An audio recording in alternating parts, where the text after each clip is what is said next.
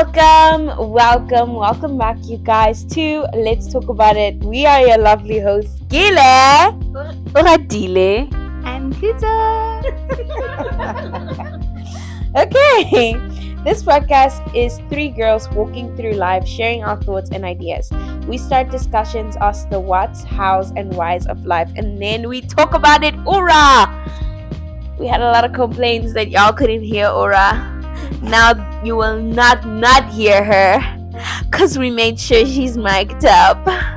How are you doing today? Tell them in the mic, because they couldn't hear you. Yes, no, I'm joking. How are you, Ura? I'm doing really well. We have to get used to these because, as you can see, the beginning it was like down there, but Yeah, to get used to these, I'm doing good. How are you doing? I'm doing really great. I'm so excited for summer to come in. I am tired of layering, guys. If I have to layer again, I promise you, I'm going to freeze. Actually, I have to layer. No, but I'm ready for summer, or spring, any kind of heat. I'm ready. But other than that, I'm good. I'm really good. Period. Kuto is giving country. Yes. Yeehaw! How you doing? I'm doing okay. But like she's like classy with it too. Guys, now I just want to take the head off. No. No. Imagine they say you look like hee-ha. What does that even mean? It's a compliment. It's like you looking really good. You look good. You always look good. You do. You look good in everything. Duh. Even a trash, a bag. No, let's start. Let's start. No.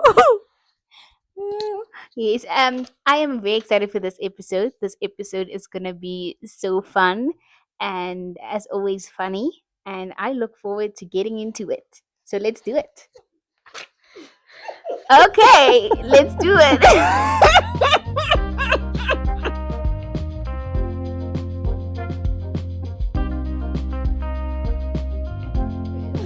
To describe the joy and the excitement for this. Okay, let's get into this. As you guys know, we are in our series called Have You Thought About That? This segment is all about curiosity. Sometimes we say things, believe things, or accept ideas without ever stopping to ask where they come from or why they matter. So, in this series, we're taking those ideas and asking questions. Where did they come from? Why do we believe them? How do they affect the way we live? That's what Have You Thought About That is all about. And today's topic is the bare minimum.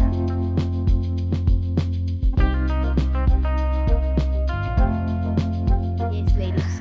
And So, what does the bare minimum actually mean?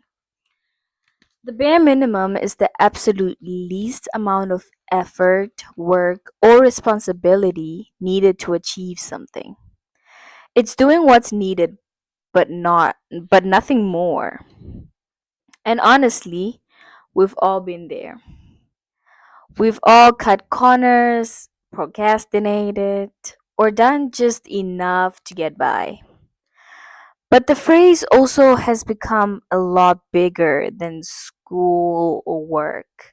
We hear it in relationships, friendships, careers, even the way we treat ourselves. People say he's doing the bare minimum. Don't settle for the bare minimum. I'm just doing the bare minimum because that's all I'm paid for. So today we're asking, is the bare minimum always a bad thing? Who decides what enough actually looks like? And when does the bare minimum become a habit that limits our lives? Let's talk about it.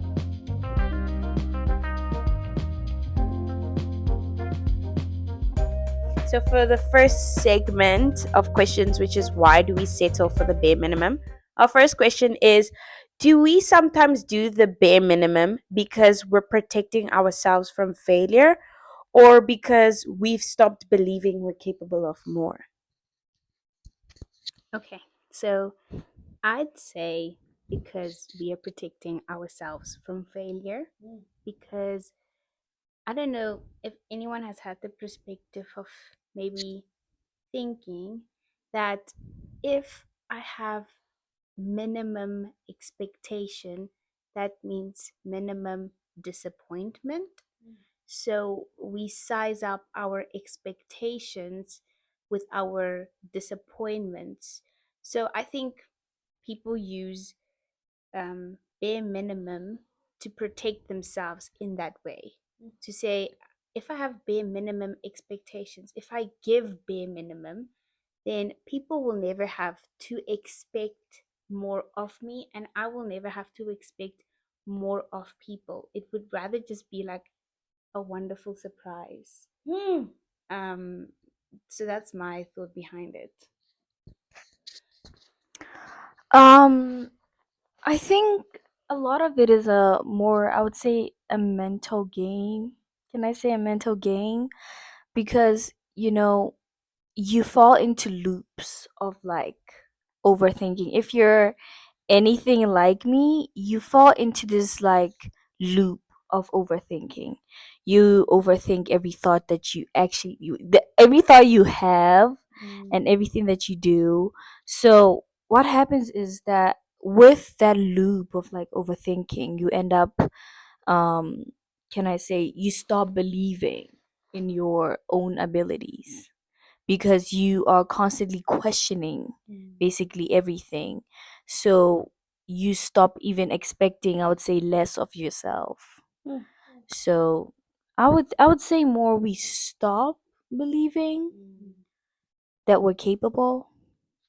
No, I think you guys phrased both of those and added like a beautiful twist because I think it's either or. It's never it's sometimes even both. I think sometimes you protect yourself from failure because you don't believe you're capable. And yeah, I think it can be both. But do you guys think that so have comfort and convenience become excuses that keep us from growing? Definitely. Because, I mean, why change something if it's working already for you? I mean, it feels very unnecessary. Sometimes it even feels like it's too much work. Because if something works for you, then why do you have to change it, right? Change only has to come if something stops working for you. Well, at least that's what many people tell themselves. So I definitely think when it comes to comfort and convenience, it always comes with, does it work for you? And if it does, then you're less reluctant to feel the need to change it because it's working for you. So I think definitely that excuses us from growing because growth is all about discomfort. I mean, if you think about a baby in a womb, yes, that baby is in the womb, safe and all, but is uncomfortable. There's not much space in there, there's not much room in there, but it's uncomfortable, not only for the baby but for the mother as well. The mom is completely always getting more and more uncomfortable as the baby grows. In the beginning maybe it's like easy, but eventually it's like, okay, this baby is getting really uncomfortable if I'm sleeping, if I'm walking, if I have to pick something up. So I think we excuse ourselves, or we make it an excuse because it works for us. We're comfortable. Why would I give up something that I'm so reaping from? It doesn't make sense. Yeah. Oh me. There's um no order. There's no particular order here. but if If I you felt it, feel the I pressure, felt. it's self-made. I can um answer. um I think I'm just gonna piggyback on what Kuto was saying. Yeah. We only Yeah. yeah.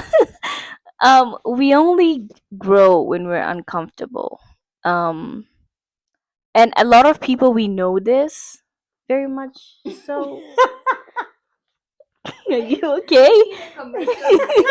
Do we need to go on a break and then come I'm back? sorry, my sock was sitting like that, and Yeah, it's like maybe she it's needs like not a sitting right. second. But I'm fine now. My socks are fine. I Okay, told you I did start by complaining about the layers. Please, guys, understand. there. Yeah. Like I was saying, we only grow when we're uncomfortable, and a lot of the times as human beings, comfortability is what makes us feel the most safe. And sometimes we forget that it's what's limiting. And we forget the element of growth, the element of growing when growth is really where it really blossoms. Sorry, I'm going in loops. Where it really blossoms when you are uncomfortable. Convenience and comfort is what we always strive for. When you're making a decision, you're always thinking, how can I be more comfortable in this situation? How can I, because I feel it's just like something that's rooted in our brains in a way. It's just sort of like a you're always thinking, how can I be comfortable? How can I not feel like I'm being convenienced? Inconvenienced. Yeah, inconvenienced in this situation. So I think it can definitely be an excuse, but I don't know. I feel an element of being making something an excuse could be if you know that you're doing it. If that makes sense. But I mean, it's still an excuse. But yeah, definitely. Mm, I think, look, I was listening to you guys and I agree to some point, but I think sometimes we actually do the opposite.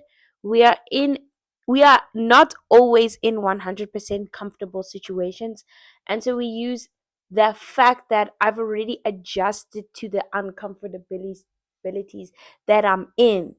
I'm doing the bare minimum of accepting the already difficult situations I'm in. Why would I put myself in more uncomfortable situations? So I think sometimes it's weighing how much uncomfortability you are in versus you could be in. It's, for example, it's really uncomfortable. Like it's really really uncomfortable to be dirty, like if you didn't bath and stuff. But sometimes you're like, I have to go and take off my clothes and I have to get into the shower, then I have to bath.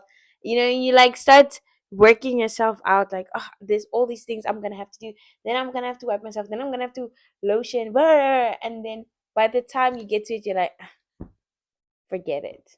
You know what I mean? I'm just gonna lie here on the couch. But what I'm saying is that both are uncomfortable, but you've actually compared the uncomfortabilities and found one to be better or more tolerable, if I can put it that way. um do you guys think that there are areas in our lives, um where, like, I'm saying this because I want this to be personally tailored to you and me. Are there areas in our lives where we've slowly lowered our own standards without even noticing? I'm gonna go first, if it's okay. I think yes. I think that I actually found myself the other day, oh my goodness, where, like, I was literally in conversation with myself, lowering the standard of expectations I have for myself. So I'm like, I'm gonna be facing tests, like this weekend, that we're gonna be writing, all three of us, um, aptitude tests. And I was like, there was like something in the math that I was like not getting, and I was just thinking to myself, like, you know what, you can't just get everything. Like, there's just some things you're gonna have to sacrifice, and it's okay if it's this one. But when I started the study session, I had like a goal, like, this is the thing I have to iron out. Like, I have to end up understanding this. But I was like last night, I was like so tired, and it was like almost like 12 it was 12 a.m.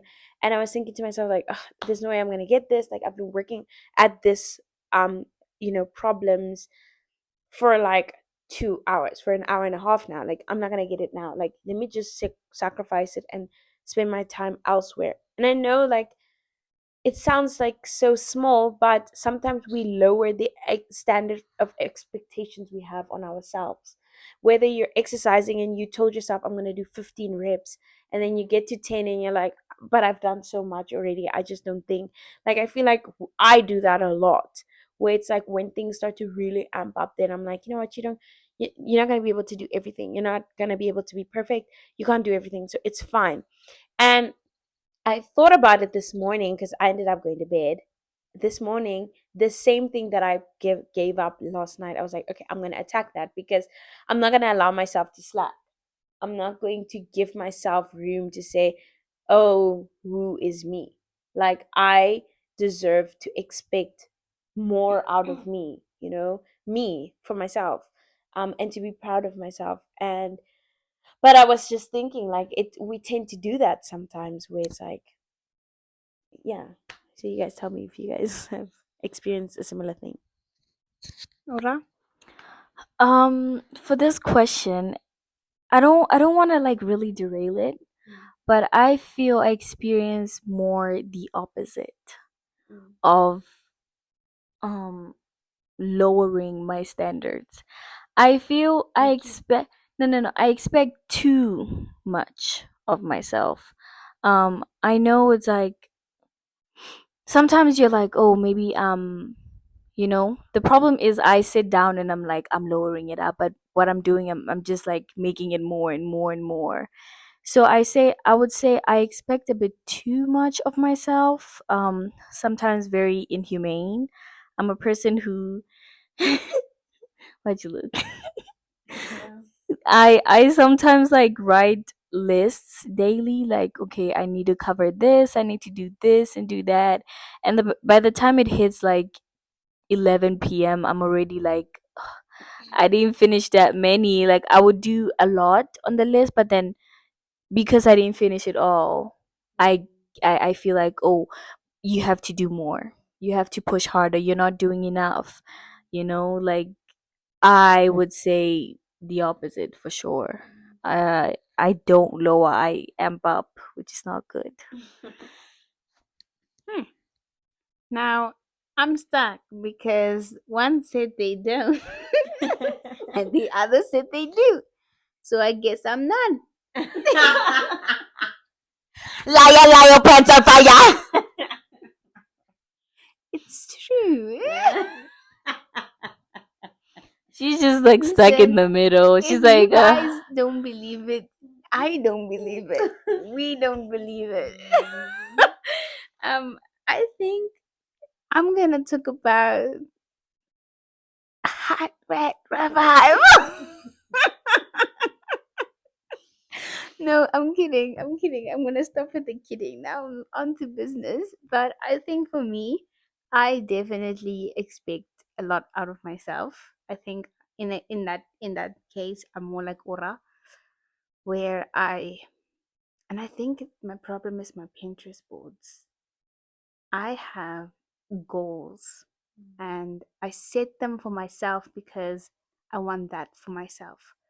I look at something and I want to chase it and I want to get it. And sometimes it feels as if I'm behind schedule, but you know, I can't do everything all at one go, right? So I feel like I have these high expectations that I also expect to accomplish like right now, all at once, and it just eats me up because, it's like it's not possible, but eventually it it can become possible, right? But the areas in that area I notice it whenever let's say I'm like at the gym, I'm exercising, I can see progression. Like I'm seeing, okay, listen, we could run this, pace in this much time. Like, wow, there's improvement. Though you're not at the goal that we had put for ourselves by the end of this week. So is it improving or is it just movement? And then it's like the whole thing where it's like a cycle where I'm like, okay, must I maybe lower my standards for the specific thing because I couldn't complete it or I couldn't achieve it this week. So I think for me it's in the smaller things, but they always make the bigger picture at the end, where it's like there's 150 things that I am lowering my standards, or I'm putting my standards a little bit higher, thinking to myself, okay, we can push more. No, it's too much. It's but that's why I say, can I say I'm both?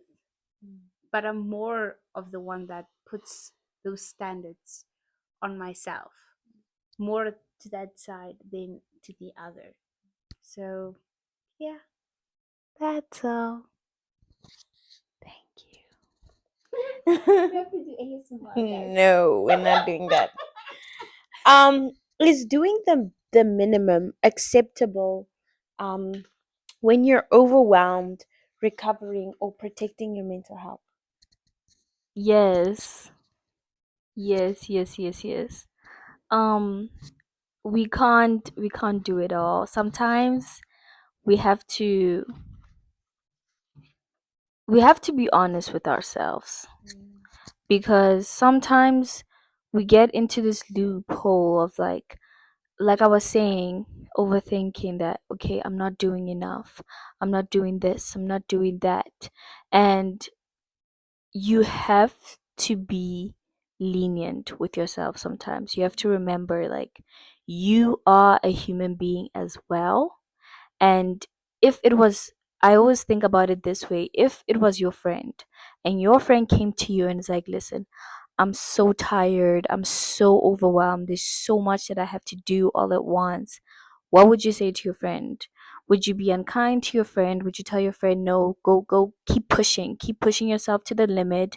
Or would you say to your friend, listen, do what you can, do what you can handle right now, and the rest you'll see later? Because we want to put that pressure on ourselves that we have to do more, we have to do more.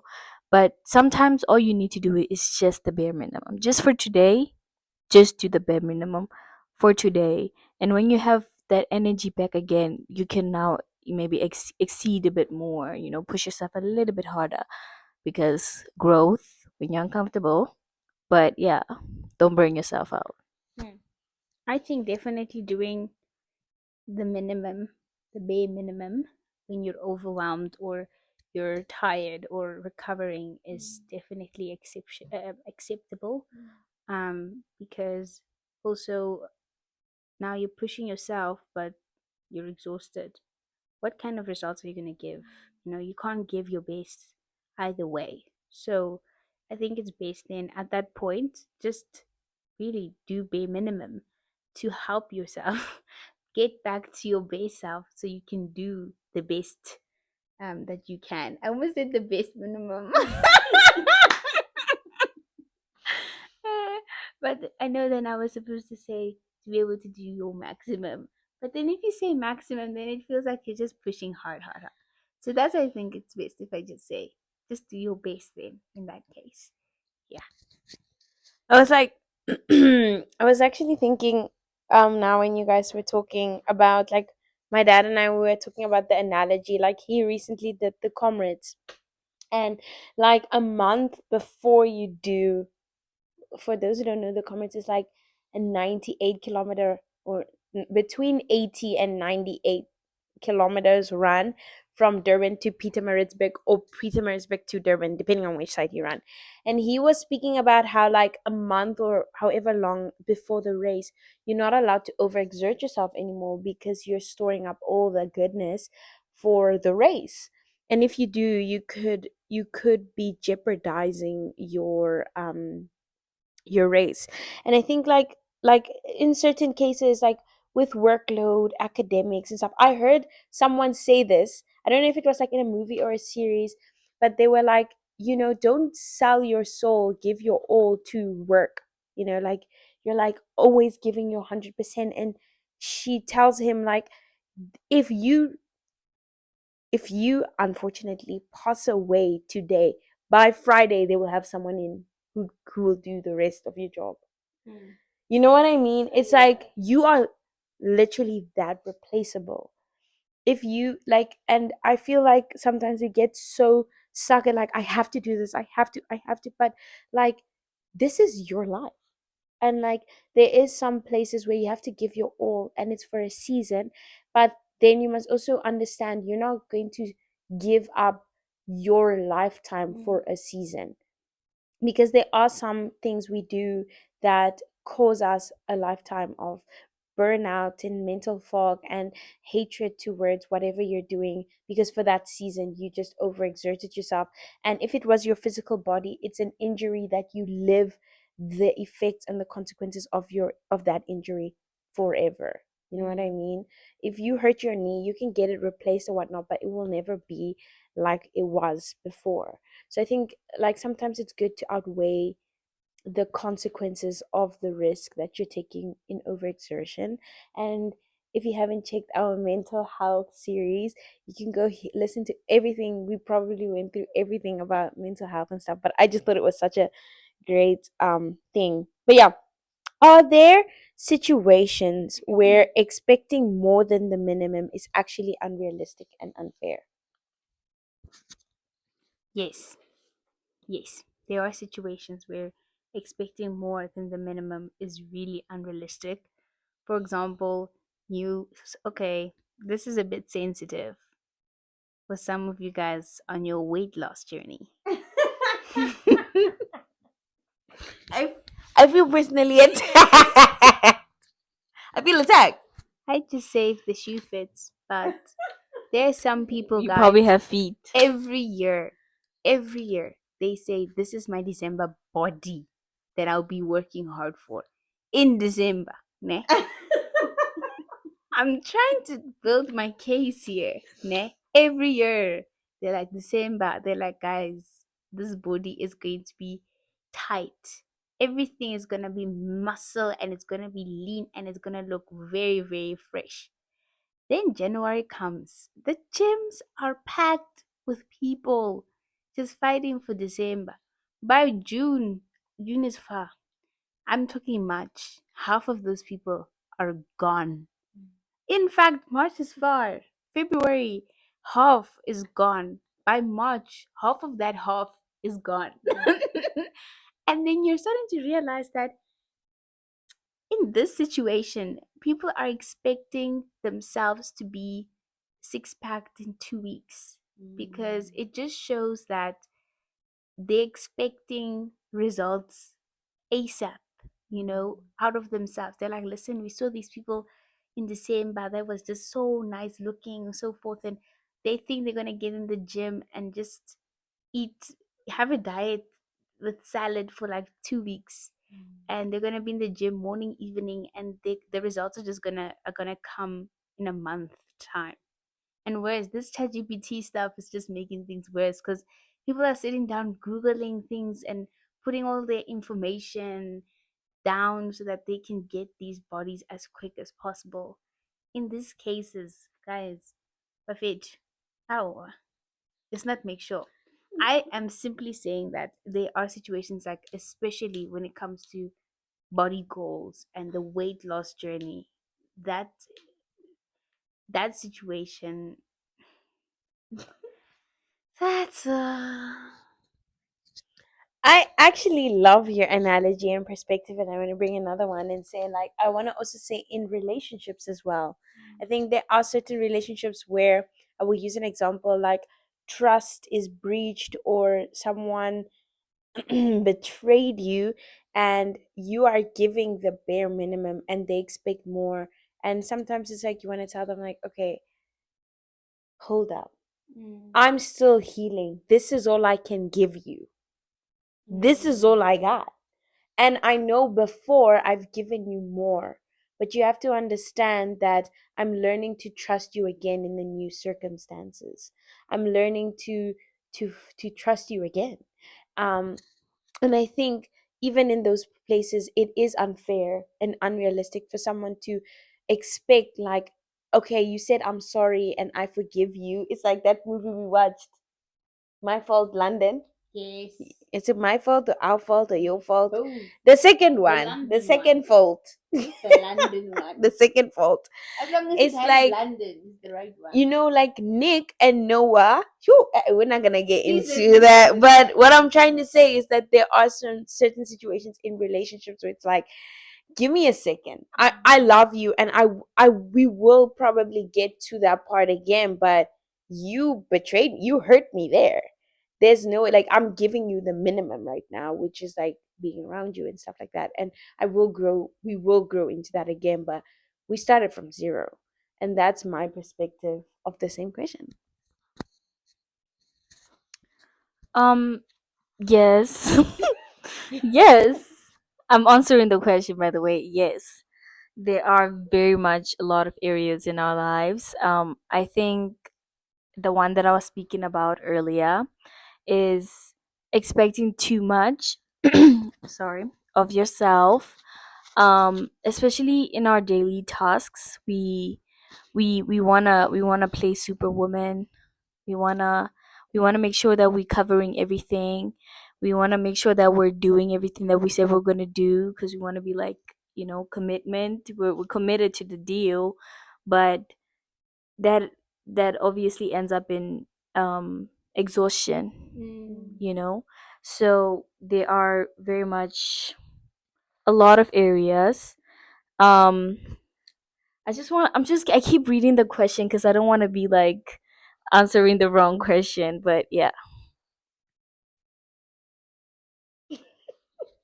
What? I can hear her blinking. Guys, my Yo. eyes are so dry. I'm Oh, like sitting here and I'm her. My hearing, eyes are and I'm like, so. Does anybody have eye drops that they can recommend? Because right now I'm even trying to like blink like very like, but my eyes are extremely dry. And I'm sure if I put a camera by your eye, the camera, The the mic. mic by your eyes, you guys would hear her. Like, I can hear her blinking. Like, I'm looking at Ora and I'm hearing her blink.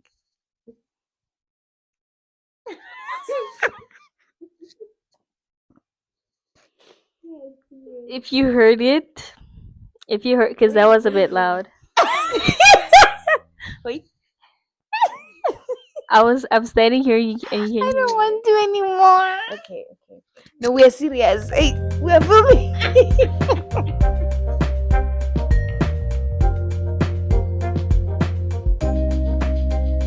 Okay. Okay. What would change if we approached everyday responsibilities with excellence instead of obligation? We won't play with our mental health, but we will just give it our all. Because I think when you change the mindset, you won't feel like it's a chore. You will start giving your best, like it's like a gift. Now, when you give someone a birthday gift, you give it with your whole heart, especially if you bought it. But if you're doing it like a chore, it's something that drags. You drag your feet, and it's like it's very very very tiresome. So I think it will be the mindset, and for your mental health, because you are affected by it. Everyone else that's around you, they don't feel it, but you do. So I think it will help your mindset. It will help you have a positive attitude, which will produce better results. Um, a lot. I feel if people approached everyday responsibilities with excellence, there would just be so much like goodness everywhere. Like, your room would be clean, your fits would be clean, your face, like everything would be done for you to do it to the extent where you're like, I don't want to miss anything else. I want to do everything and give my everything. And you probably do even better in school, in work, relationships, whatever, healthily, but you'd probably be the best or be on your path to be the best. I would say it increases your confidence Mm. a lot. Your approach would obviously be, your outlook, essentially, sorry, your outlook on life and all these responsibilities that you have would be um different. Mm. So therefore you'd have more confidence. I think when you don't have that pressure on you. Mm, You and you approach these sort of like everyday tasks mm, with a different outlook, you will feel more comfortable. It will remove that thought of like I can't do this, or you know, mm, it'll just make you feel more confident to even do more. mm, So yeah, I think a teacher of mine used to say like the more you know, the more confident you'll be. mm. So the more you know you can do something, the more confident perhaps you'll be when you do things. I love your teacher. And the last and final question is, if someone looked at your life today, what would they say you're giving your all, your full effort to, and what would you just be getting by in? Aura. What would I Did you just take the mic to say Aura? If somebody looked at my life No, I didn't take the today, mic. I grabbed it. if they looked at my life today, they would say I'm giving a lot of effort to thinking. Somebody would say you think a lot, babe. You need to calm down. Mm, That I think somebody would say that. And what I'm just getting by in is honestly just waking up today. I woke up and we had like a little counseling group this morning, and our counselor's like, "Oh my gosh, you're doing grade 12. How you getting by? How's going?" I'm like, "Listen, I'm awake this morning. Like, hallelujah, I'm awake mm, and I'm dressed and I'm sitting here with the intention to do something." mm, So I would say that's something that I'm kind of getting by with. Getting up in the morning, getting dressed, and sitting down with an intention to do something, essentially. okay. I think Why do you in the mic? I think someone would say I give a lot to people. I think I give a lot to everyone around me, from my family to my community, well, my friends, it's touch and go. There's seasons I give a lot, and seasons I'm just getting by. Right now I'm just getting by. But I feel that I do give a lot to people constantly. Um right now I'm giving a lot into my fitness. I am working incredibly hard in that, and I think somebody would notice that and be like, that girl's exercising a lot. um Things that I'm just getting by with. There are some goals that I set for myself, like I want to read more, I want to drink more water, like stuff like that. Girl, I'm not even getting by. I'm doing the bare minimum. You know what I mean? I'm doing barer than bare. And I feel like I will also say I'm giving the bare minimum to myself, like in the sense of like not building myself up to acquire like more skills and things that will make me. He's the same person who's in a cocoa knitting group. Yes. And then I think, yeah, I think even now I will say that right now I'm getting by in my friendships. There are some friendships that I'm like, I should probably reach out and stuff, but at the same time I'm like I don't know how to explain it, but I just don't feel less. I just don't feel like it. And I feel like that shouldn't be how friendship, like I don't think every friendship you should be like, I don't feel like talking to you, so I'm not gonna talk to you. You know what I mean? Like that's not a good friend. But I feel like right now I'm just like not in mood. Not in the mood. So I think, but I wanna get better at that. So I'm gonna say to myself, like I'm doing the bare minimum in my friendships right now. That's what you do. You don't in the mic. Either way, I think for me is how thoughtful I am, and I I use my love language for good. You know, my love language is words, and so many people always tell me, "Oh, what an interesting realization you had," you know, And I just think for me, it's just the words that I tell people. Because when I say something, I really mean it. Many people just say things because they can. I don't. I really, really use my words towards my truest feelings. Other people's words mean nothing, but mine means something. So